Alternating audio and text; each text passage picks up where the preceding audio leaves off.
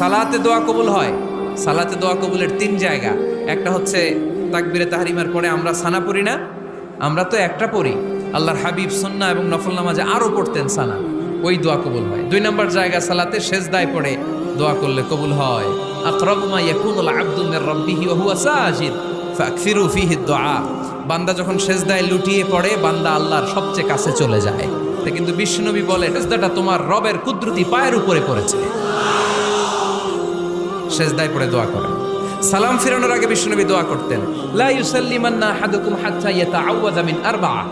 আল্লাহর হাবিব বললেন, চার জিনিস থেকে পানাহ না আছে আমার কোন উম্মত যেন সালাম না ফিরায়। তারা যেন পড়ে, আল্লাহুম্মা ইন্নী আউযু বিকা মিন আযাবিল কবর, আউযু বিকা মিন আযাবি জাহান্নাম, আউযু বিকা মিন ফিতনাতিল মাহইয়া ওয়াল মামাত, আউযু বিকা মিন ফিতনাতিল মাসিহিদ দাজ্জাল। আল্লাহ কবরের আযাব থেকে বাঁচাও, আল্লাহ জাহান্নামের আগুন থেকে বাঁচাও, আল্লাহ জীবন